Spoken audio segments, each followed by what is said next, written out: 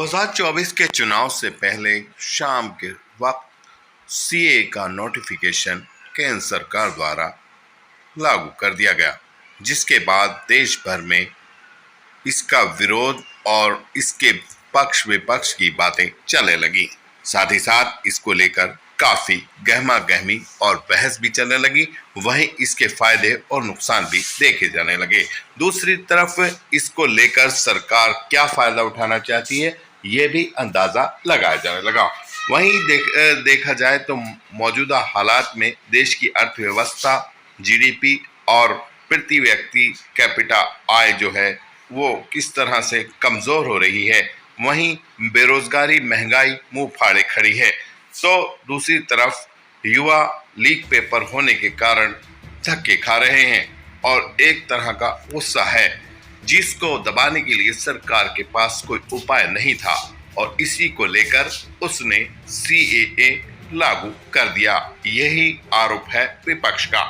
वहीं इन मौजूदा हालात में हमने इस बारे में जायजा लिया है और लोगों से बातें की हैं कि किस तरह से सरकार ने इस मामले को लागू किया है और क्या फायदे हैं, क्या नुकसान, जनता क्या इस बारे में सोचती है। आइए आपको सुनवाते हैं लोगों की बातें। बोलो। सीए का नोटिफिकेशन जारी होने के बाद जहां देश में अलग अलग इसका विरोध हो रहा है, नॉर्थ ईस्ट में और यूपी में छात्र विरोध कर रहे हैं, वहीं मेरठ की जनता इस बारे में क्या कहती है, आइए हम बात करते हैं। हम यहाँ मौजूद हैं, लोगों से हम इसी बारे में बात कर रहे हैं और चर्चा कर रहे हैं सीए के बारे में कि क्या व्यूज है, क्या सोचते हैं के बारे में। जिस तरह हमने इस बारे में वरिष्ठ अधिवक्ता मोहम्मद नौशाद खान से बातचीत की है। आइए सुनवाते हैं। 2024 का चुनाव होने जा रहा है और केंद्र सरकार ने जो है सीए को लेकर नोटिफिकेशन जारी किया है, तो आप क्या कहना चाहेंगे? देखिए, सीए खुद तो लाके नहीं है जी, सीए तो पहले से मौजूद है। इसमें इन्होंने माइनर अमेंडमेंट किया जी। वो जो माइनर अमेंडमेंट किया है वो कॉन्स्टिट्यूशन के अगेंस्ट है जी, क्योंकि हमारा जो कॉन्स्टिट्यूशन है वो एक सेकुलर कॉन्स्टिट्यूशन है जी। उसमें आप किसी को, पिछड़े को, गरीब को, पसमानदा को या जो एग्रीव पर्सन्स हैं उनके लिए उसमें व्यवस्था है, उसमें किसी धर्म के लिए व्यवस्था मौजूद नहीं है जी। लिहाजा जो अमेंडमेंट करके आप ये कहते हैं कि सब पाकिस्तान, अफगानिस्तान, बांग्लादेश से जो नॉन मुस्लिम्स आएंगे सिर्फ आप उनको सिटीजनशिप देंगे, ये तो कॉन्स्टिट्यूशन का अगेंस्ट है जी। तो ये तो बिल्कुल पूरी तरीके से ये जो है ये पूरी तरीके से कॉन्स्टिट्यूशन का अगेंस्ट। अगर ये कॉन्स्टिट्यूशन का अगेंस्ट ना होता तो जो अपोजिट पार्टीज हैं वो इसका समर्थन करती, लेकिन किसी पार्टी ने भी समर्थन नहीं किया इसका। तो दूसरी तरफ देश के जो हालात हैं, अगर प्रति व्यक्ति आय देखें, जीडीपी पर कैपिटा इनकम वो भी घटी है और वो जो है बेरोजगारी, महंगाई, सारे मुद्दे मुंह फाड़े खड़े हैं। वहीं सरकार एक ऐसा अमेंडमेंट लेकर आई है तो कहीं ना कहीं मुद्दों को बरगलाने की यानी कि इधर उधर करने की कोशिश कर रही है। आपको क्या लगता है? देखिए, ये जो गवर्नमेंट है ये शुरू से एक फार्मूला लेके चल रही है। फार्मूला ये है कि जो कैपिटलिस्ट है वो और ज्यादा मालदार और मालदार होता चला जाए, गरीब को सिर्फ ये है कि जो है उसके 5 किलो राशन दे दो और उसका पेट भर जाए, अपना चुपचाप पड़ा है। जब कहीं से मिडिल क्लास से कोई आवाज होती है तो ये सीधा जो है सांप्रदायिकता की तरफ से देते हिंदू मुस्लिम की तरफ, ताकि आप मेन मुद्दे भूल जाएं जो मुंह बाए खड़े हैं पूरी तरीके से। बेरोजगारी यहाँ पे चरम पे है, यूथ के पास कोई काम नहीं है, यानी हर तरह से चारों तरफ से देखा जाए तो तबाही के अलावा कुछ है नहीं। और इसका जो नंबर है इंडेक्स, हंगर इंडेक्स, ये अफ्रीकी कंट्रीज के पास जा रहा है नीचे, लेकिन ये अपना झूठी जीडीपी बता के ये अपने आप को बता रहे हैं कि हम तो शाइन इंडिया, पहले भी शाइन इंडिया हो रहा था, कुछ नहीं हुआ। तो कुल मिला के इनका मसला ये है कि ये ध्यान बटाने के लिए नए नए फॉर्मूले लाते हैं। तो अभी 2024 का चुनाव भी है जी, तो ऐसा लगता है कि कहीं ना कहीं इस मुद्दे को लेकर वहीं एसबीआई से बहुत बड़ी कड़ाई से सुप्रीम कोर्ट पूछ रहा था कि ये जो आपके बॉन्ड हैं ये किस किस के लिए जारी हुए, क्या पूरा हिसाब दीजिए। तो ये भी एक बहुत बड़ा मुद्दा है, तो आप क्या कहेंगे इस बारे में? मुद्दा कोई सा भी हो, इलेक्शन बहुत नजदीक है जी। जब तक सुप्रीम कोर्ट में सुनवाई होगी या कुछ और एक्शन लिया जाएगा तब तक इलेक्शन का प्रोसेस पूरा हो चुका है। जी। उससे पहले इलेक्शन के लिए इन्होंने सीए लाके लागू कर दिया। इसमें कोई नई चीज नहीं है, किसी की नागरिकता वैसे जा नहीं रही है इसमें, लेकिन यह है कि इसमें चूंकि सांप्रदायिकता का इन्होंने वो दे दिया, जो कि अगेंस्ट कॉन्स्टिट्यूशन है। तो अगेंस्ट कॉन्स्टिट्यूशन होने की वजह से ये हम इसकी जो है, जो आवाम है और अपोजिशन इसकी मुखालफत कर रहे हैं कि आप इस देश के कॉन्स्टिट्यूशन को छेड़छाड़ ना करें। ये है इसका।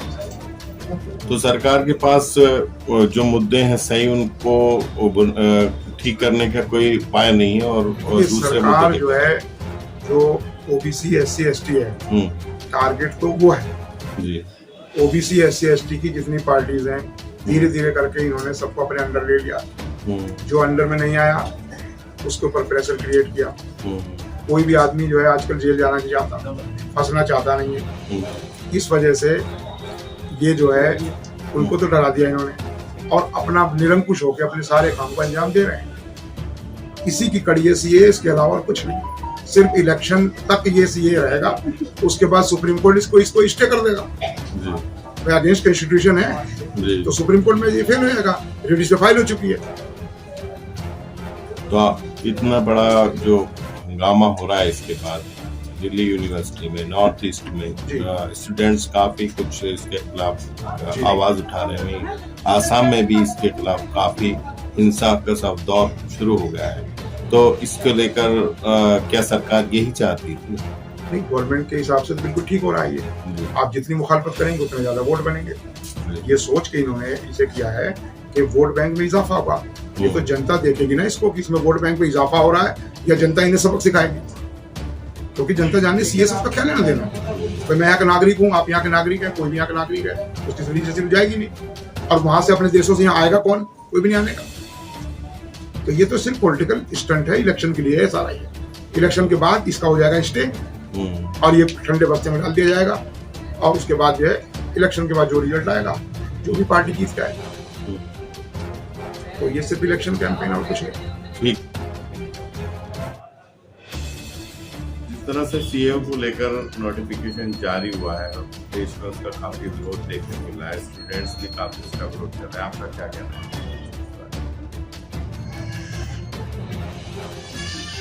सीए जो है दुनिया के किसी भी देश में ऐसा कानून नहीं बना होगा जैसा हमारे देश में ये कानून बनाया है। ये नफरत से भरा हुआ है और देश के विभाजन की इस कानून से बू आती है। ये विभाजनकारी कानून है। जिन लोगों ने ये कानून बनाया है, जिसका समर्थन किया है, उनको देश से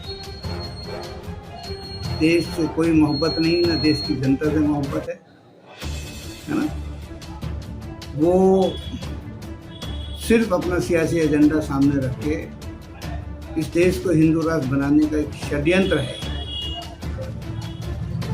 तो देश को ये कानून देश को विभाजन की तरफ देता है। इस तरह से लोग जो हमारा देश जो है एक सेकुलर कॉन्स्टिट्यूशन है, उसके बावजूद इन्होंने मुसलमानों के लिए इसमें कोई जगह नहीं दी सीए में। तो इसके को लेकर आप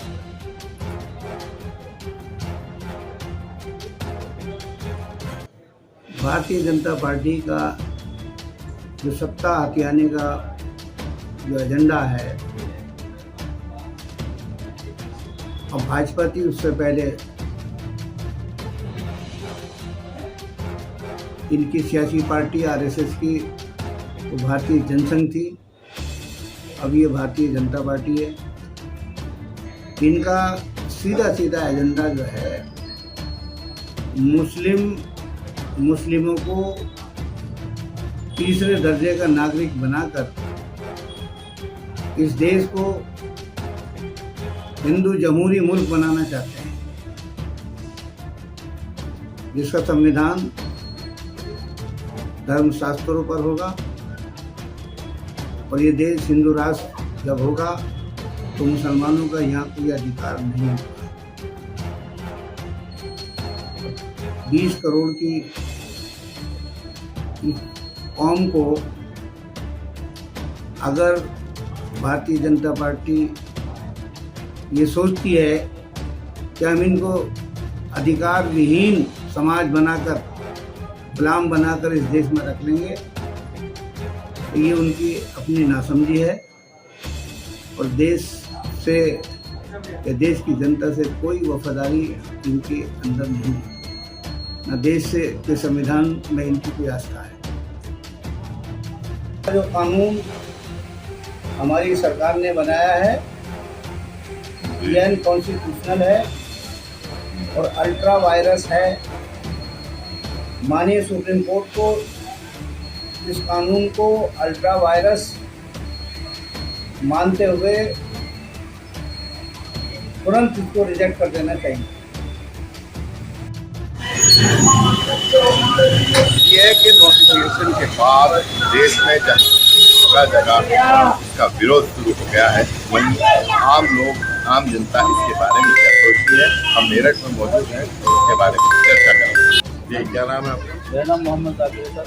जी, जिस तरह से सीए का नोटिफिकेशन जारी हो चुका है, क्या कहना है आपका? देखो, संविधान ने सबको अपना राइट दिया है और संविधान में सबको जारी का अधिकार है। हम तो ये कहते हैं कि सीए का जो इन्होंने लागू किया है, ये 2024 का जो इलेक्शन है उसके दायरे में ये अपने आ रहे हैं। अब क्या नाम है, ये अपना वो लेना चाह रहे हैं, क्या नाम है, फायदा उठाना चाह रहे हैं लोग, और क्या नाम है, अपना उस बात से किसी बात से सहमत नहीं है। देश में चारों गाँव में रहती है, यहाँ पे हिंदू मुस्लिम सिख ईसाई हम सब हैं आपस में भाई भाई। यही क्या नाम है, जो कानून संविधान में हमारे राव और अम्बेडकर जी ने जो दिया था, हम उसके दायरे में चलते हैं। ठीक है, जहाँ इस मामले में अलग अलग लोगों की अलग अलग राय हैं, लगातार बातें कर रहे हैं और कहीं ना कहीं लोगों का यही कहना है ये कानून जो आया है चुनाव से पहले आया है और उसका कोई अलग ही मंशा है सरकार की। कहीं ना कहीं सरकार इस मामले में ब्लॉक होती जा रही है अपने मुद्दों को लेकर, तो इसलिए इसने रात के वक्त नोटिफिकेशन जारी किया है। जिस तरह से नोटबंदी के और नोटिफिकेशन भी जारी होते रहे, सरकार जो है बीजेपी सरकार, वो मोदी सरकार ने इसको भी शाम के टाइम ही फैसला लिया है। वहीं अब और लोगों से भी हमने इसके बारे में बात की है, मेरठ में जो वकील हैं उनका भी ये कहना है कि ये फैसला, ये जो नोटिफिकेशन है, ये कानून है, ये अनकॉन्स्टिट्यूशन है, गैर संविधानिक है, असंवैधानिक है और इसका पुरजोर हर जगह विरोध देखने को मिल रहा है। इसके लिए मैं शामिल ज्यादा जानकारी के लिए हमारे चैनल को सब्सक्राइब कीजिए, बेल आइकन दबाइए, जिससे आपको तमाम जानकारी मिलती रहे। देखते रहिए फेस टुडे न्यूज।